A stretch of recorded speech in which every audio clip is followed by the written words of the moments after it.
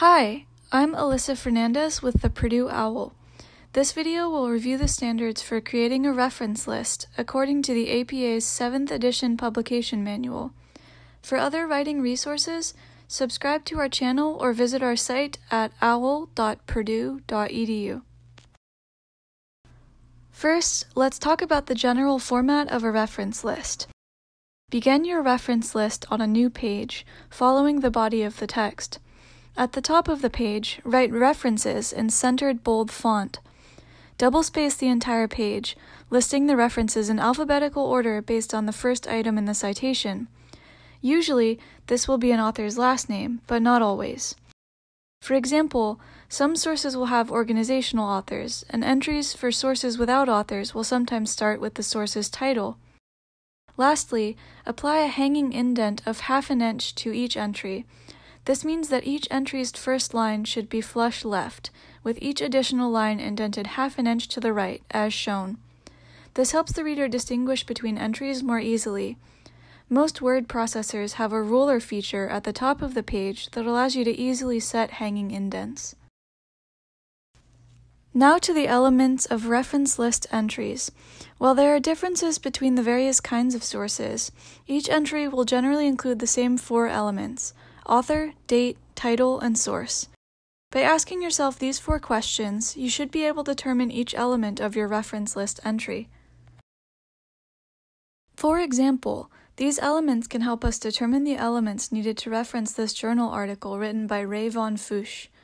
With this information, we can compose an appropriate reference list entry. Let's talk about how to format reference entries like this. First, the matter of punctuation. Punctuation marks are used to distinguish the different elements of an entry. Periods appear after each element within a reference list entry: author, date, title, and source. This makes it easy for readers to separate one element from another. However, commas and parentheses appear between different parts of the same element. For example, within the source element of this entry, we see 2 commas and a set of parentheses. The commas keep the journal title, volume and issue numbers, and page numbers separate, while the parentheses show that we're talking about issue 1 of a particular volume. One last thing to note: do not use punctuation at the end of a DOI or URL. This may disrupt link functionality if the user accidentally interprets the punctuation mark as part of the link. Now on to the specifics of the author element. Author refers to the entity responsible for a text.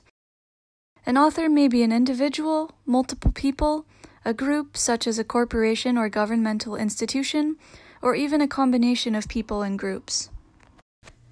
APA has specific guidelines for formatting the author element depending on what type of author is responsible for the text. First, invert all individual authors' names. Begin with the surname. Follow this with a comma and the author's initials, separated by a space if a middle initial is included. Use commas to separate multiple author names. Use a comma and an ampersand before the final author's name. If there are only 2 authors, just use an ampersand. If citing a group author, spell out the group's entire name. It is okay to use an abbreviation or acronym, like in this case, EPA, within the body of the text. However, in the reference list, you must include the full name of the group. Some sources have many authors. APA 7 requires surnames and initials for up to 20 authors. If a source has more than 20 authors, include the first 19 authors listed, followed by a comma, an ellipsis, and then the final author credited for the text.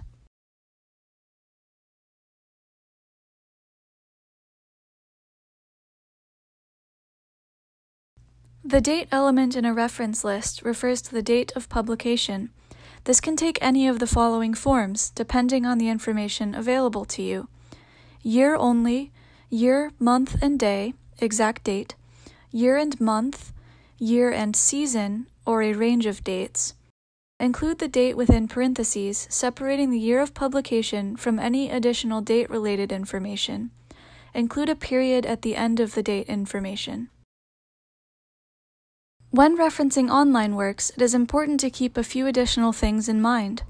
Some online texts are regularly updated to reflect current information. If an updated date is available on the website, use that date as opposed to the date of its original publication. Some online sources, such as social media pages or dictionary entries, are designed to change over time. In these cases, you should also include a retrieval date in your reference. This indicates to readers that the version you are listing may be somewhat different than the version they retrieve. Sometimes a publication date is unknown or cannot be determined. For texts without a determined date, write ND, which stands for no date in parentheses. Include a period after the N and D. Do not include a space between the letters.